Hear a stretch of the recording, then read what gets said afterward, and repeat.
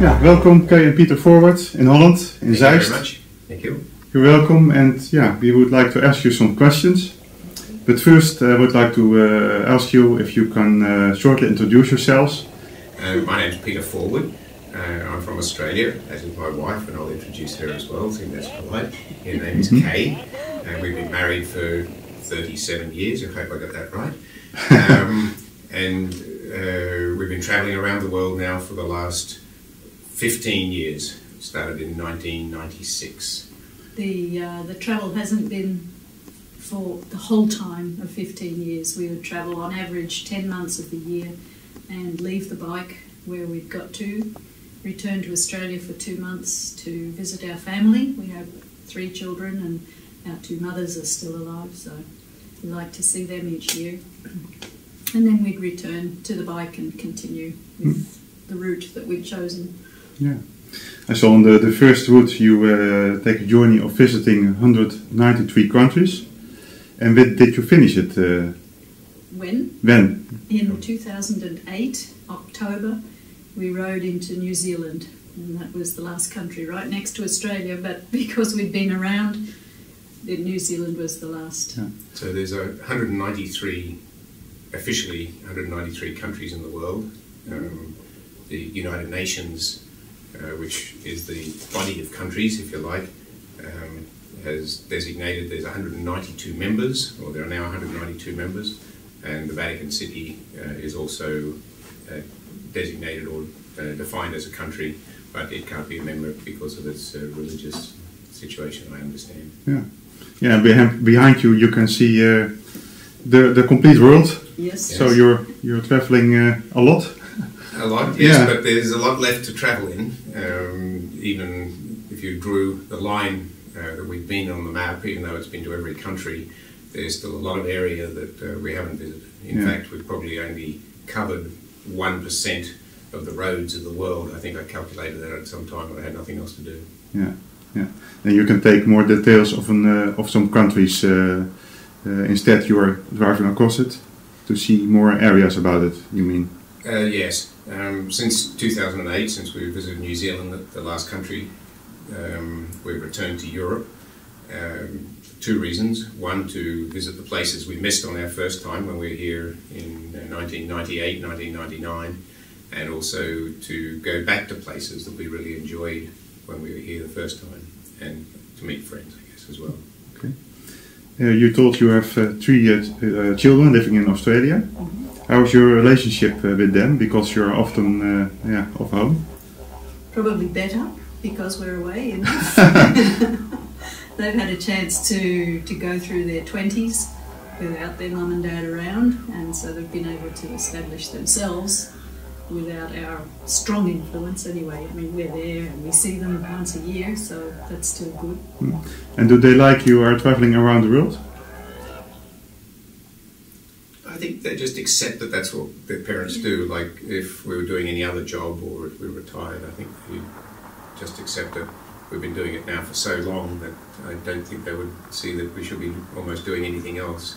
And as Kay mentioned, the years between when they left school or started university and now are years normally that children like to have to themselves away from their parents a fair bit. Now that they're getting married and having grandchildren, then it's more time that they would encourage their parents to spend more time with them, and we're changing our travel to that. So we're travelling now 6 months of the year, and we're home in Australia for 6 months.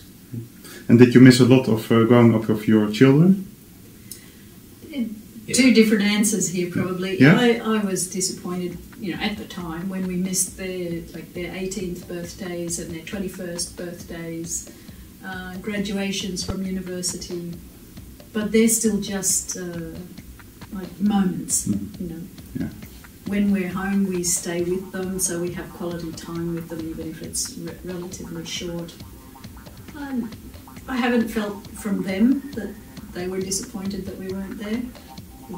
Once again, like Peter says, they accept what we're doing and this is a part of it. So. They'll always regret that some moments that you miss with your children growing up, like Kay said, the important birthdays, and we tried to get us to as many as we possibly could.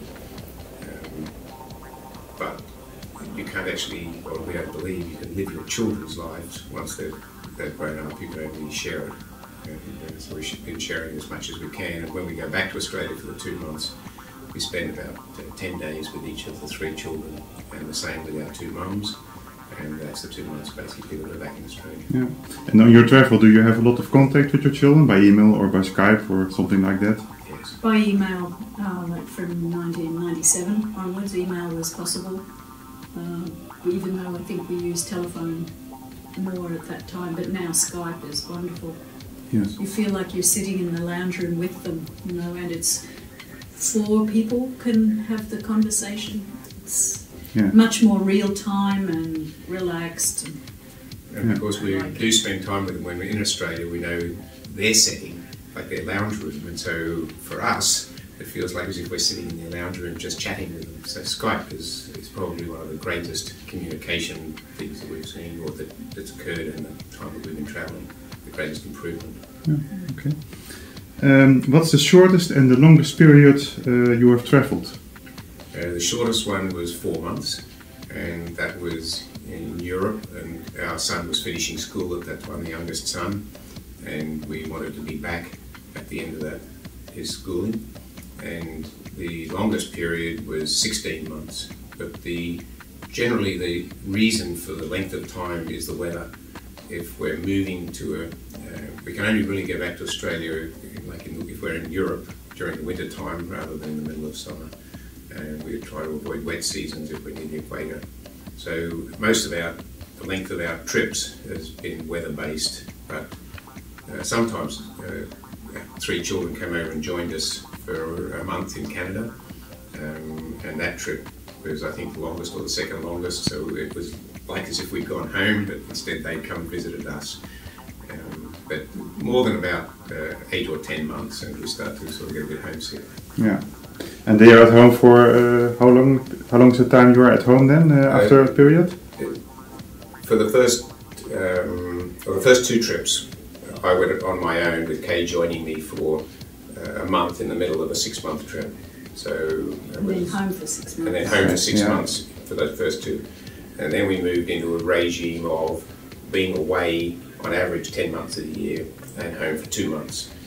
And just recently, Kay's mother's 87, my mother's 80, so they're getting a little bit older and frail, and we want to spend more time with them, as well as we have a grandchild. 2 of our children are now married, the 3rd one is getting married next year. So we want to be spending more time in Australia, so we've now reduced it to the 6 months travelling, 6 months back in Australia, and that is our planning for the next 5 years.